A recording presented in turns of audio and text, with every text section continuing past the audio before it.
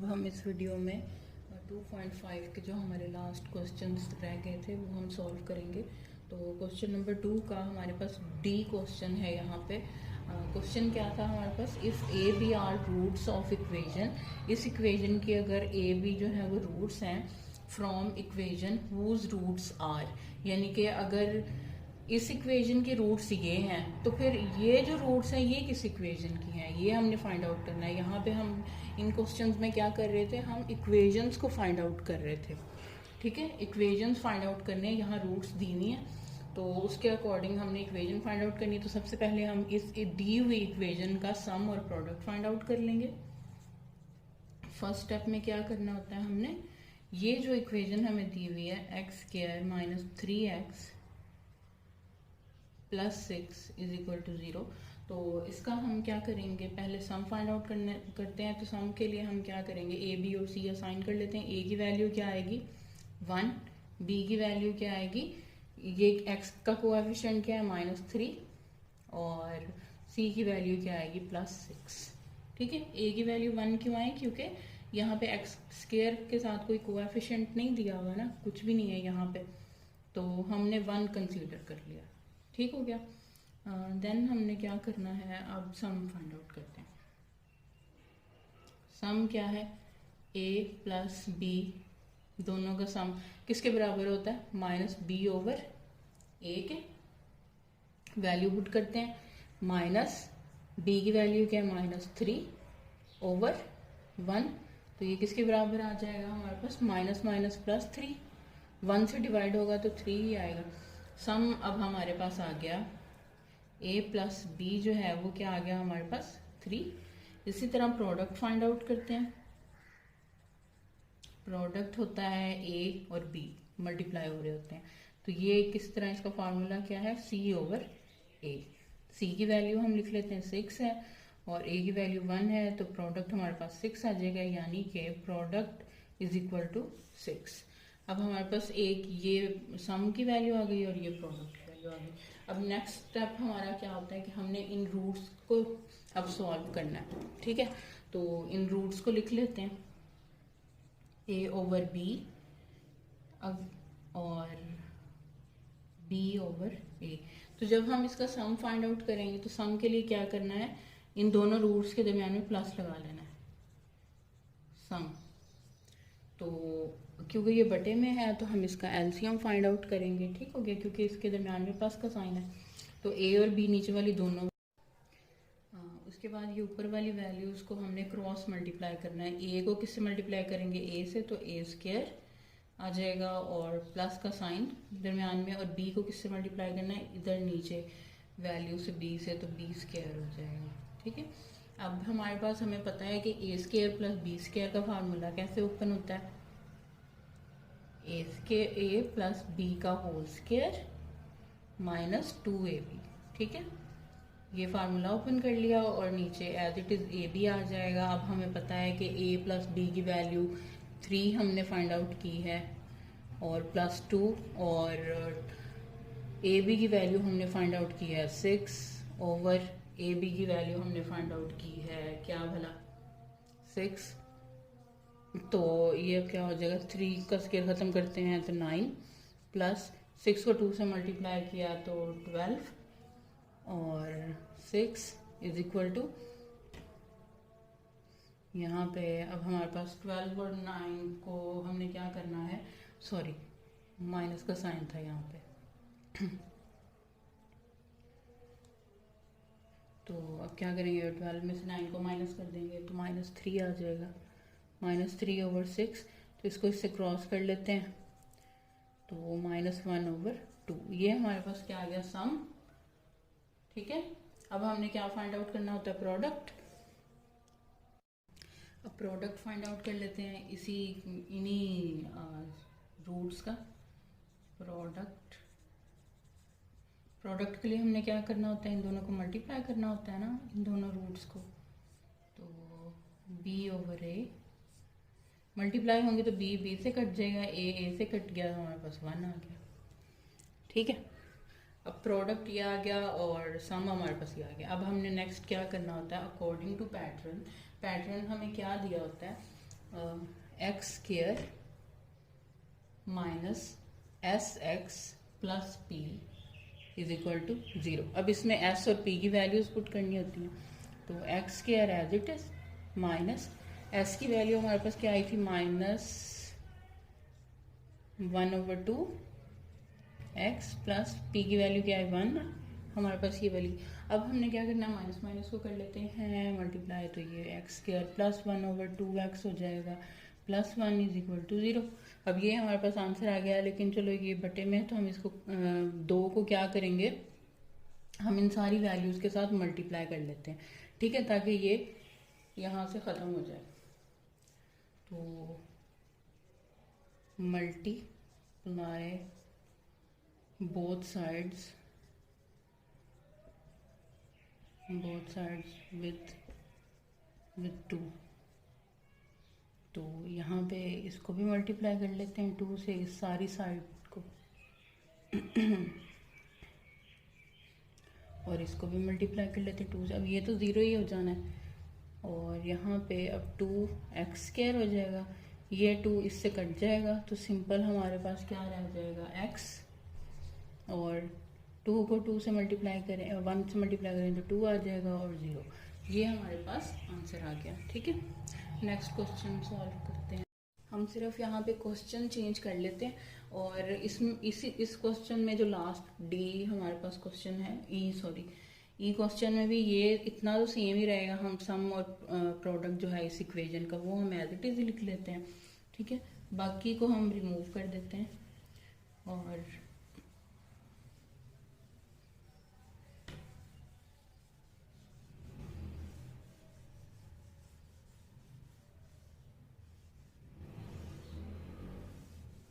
ठीक है, अब क्वेश्चन लिखते हैं।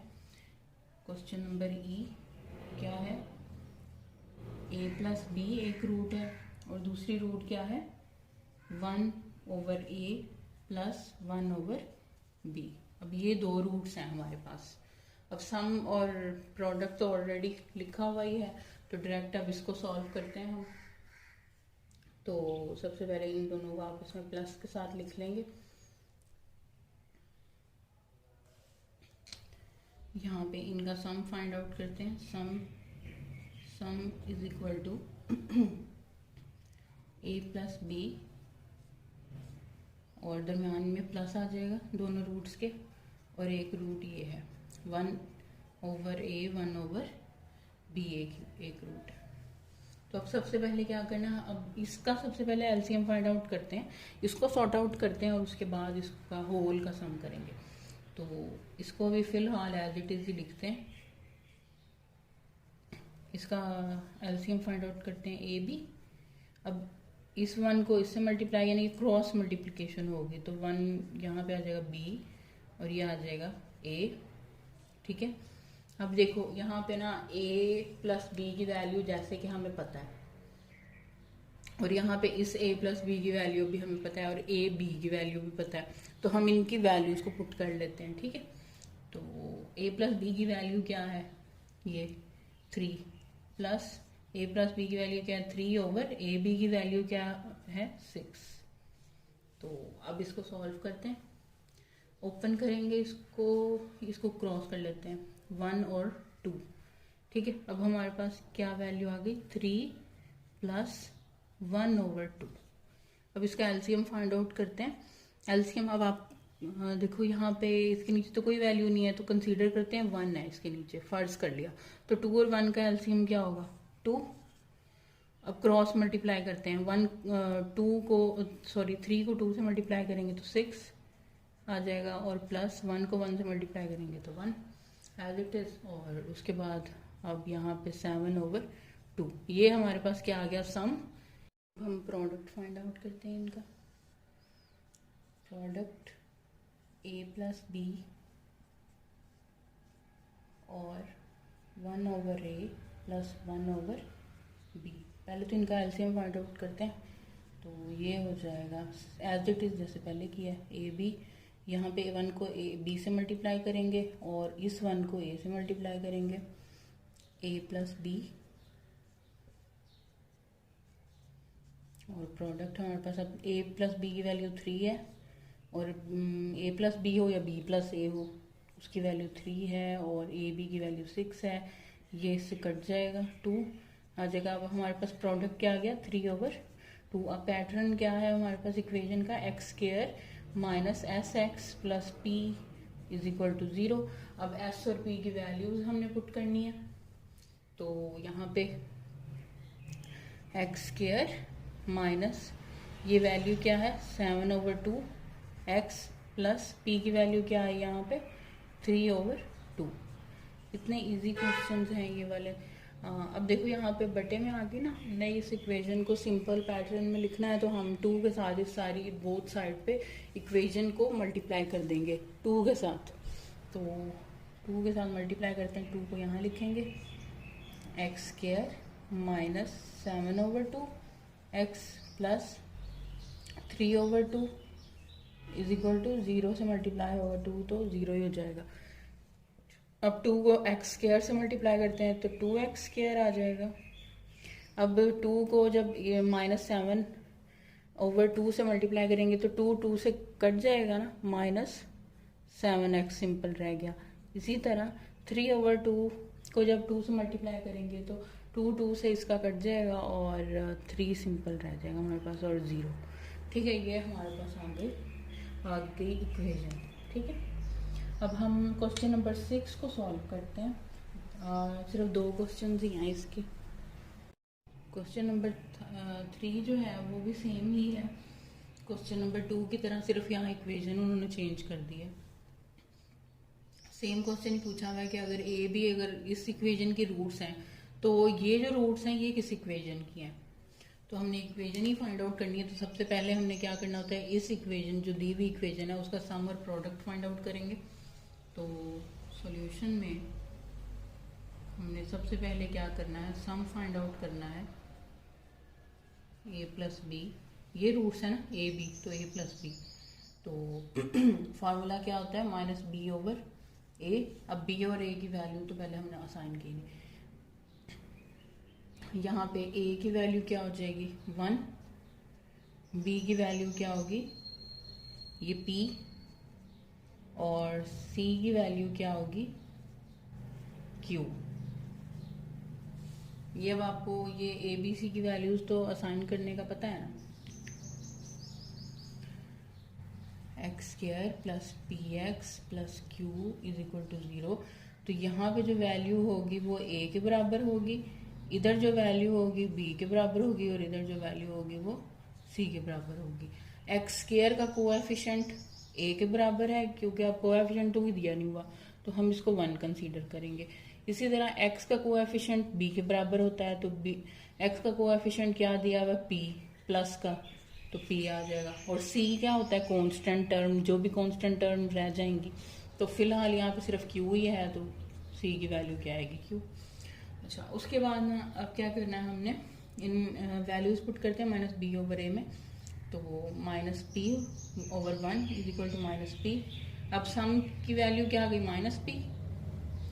प्रोडक्ट फाइंड आउट करते हैं, प्रोडक्ट क्या होता है ab c/a। c की वैल्यू क्या है q, 1 की वैल्यू क्या है, सॉरी a की वैल्यू 1 है इज इक्वल टू q।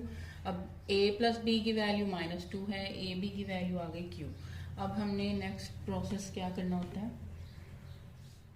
हमने इन दोनों रूट्स को लिखना होता है, इनका सम और प्रोडक्ट फाइंड आउट करना है। सम और प्रोडक्ट इन दोनों का फाइंड आउट करेंगे,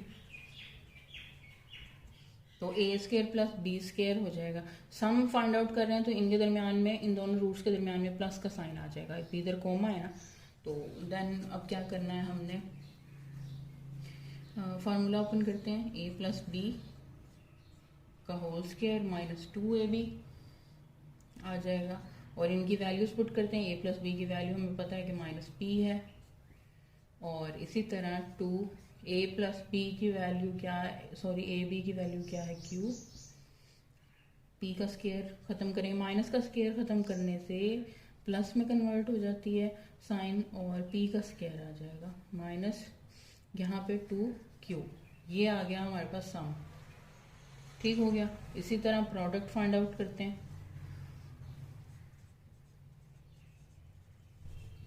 इन दोनों का प्रोडक्ट क्या होगा, ए स्क्वायर और बी स्क्वायर। तो इन दोनों को हम एक साथ लिख सकते हैं ए की स्क्वायर के साथ, तो ये हो जाएगा ए बी का स्क्वायर। तो ए बी की वैल्यू भी हमें पता है क्यू है, और क्यू का जब स्क्वायर खत्म करेंगे तो क्यू स्क्वायर आ जाएगा। अब हमारे पास पी भी आ गया और सम भी आ गया। नेक्स्ट प्रोसेस क्या होता है, according to pattern x square minus S x plus P is equal to 0। Values put करते हैं एस और पी की, x square as it is, और ये आ जाएगा p square minus 2q x plus p की वैल्यू क्या है, q इज इक्वल टू 0। अब ये माइनस को जब ओपन करेंगे, ओपन करें या ऐसे ही लिख लेते हैं, फिलहाल ऐसे भी लिख सकते हैं, ओपन करेंगे तो x square minus P square और प्लस 2q(x) आ जाएगा। तो ये इनको इकट्ठा ही लिखना है, क्योंकि अब इस तरह तो ऐसा लग रहा है कि ये 2q के साथ ही x है, इसके साथ x है ही नहीं, तो हम इसको यहीं तक ही सॉल्व करेंगे बस, कि ये वैल्यू कोएफिशिएंट जो है वो x का है और q अलग से आ गया। अच्छा, नेक्स्ट क्वेश्चन सॉल्व करते हैं हम। ये सम और प्रोडक्ट अब इसी तरह लिखे रहने देते हैं, क्योंकि अब यही यूज़ करने हैं हमने दोनों वैल्यूज़ सम और प्रोडक्ट की। नेक्स्ट क्वेश्चन क्या है, ए ओवर बी और बी ओवर ए। अच्छा, ए ओवर बी और बी ओवर ए। अब इसमें क्या करना है, सबसे पहले ये जो है सम और प्रोडक्ट फाइंड आउट करना था, वो हम ऑलरेडी कर चुके हैं, तो अब हमने इसका सम फाइंड आउट करना है। सम के लिए लिखेंगे ए ओवर बी, बी ओवर ए, इन दोनों का एलसीएम फाइंड आउट करेंगे, ए बी, ए को ए से मल्टीप्लाई करेंगे ए स्क्वायर, प्लस बी को बी से मल्टीप्लाई कर देंगे बी स्क्वायर हो जाएगा। अब इन दोनों का फार्मूला ओपन करेंगे तो ये क्या लिखेंगे इसको, ए प्लस बी का स्क्वायर माइनस 2ab, ठीक है, ओवर ए बी। अब देखो यहाँ वैल्यूज पुट करो, ए प्लस बी की वैल्यू क्या है हमारे पास, माइनस पी का स्क्वायर माइनस 2ab की वैल्यू क्या है q, और ab की वैल्यू है q। अब इसके बाद यहाँ पे इसको नीचे लिख लेते हैं, P square minus 2q over q। ये हमारे पास क्या आ गया, सम आ गया, ठीक है। प्रोडक्ट फाइंड आउट करते हैं। प्रोडक्ट के लिए हमें क्या करना होता है, इन दोनों को मल्टीप्लाई करना होता है, तो ए बी को मल्टीप्लाई करेंगे बी ओवर ए से, तो ये तो आपस में कट जाएंगे, ये ए से कट गया, ये बी से कट गया, तो प्रोडक्ट क्या आ गया 1, ठीक है। तो अब सम और प्रोडक्ट हम पुट करते हैं, X square minus S x, इसको ऊपर लिख लेते हैं जगह के हिसाब से, प्रोडक्ट इधर लिख लेते हैं, A B over B over A, तो ये आंसर आ जाएगा 1।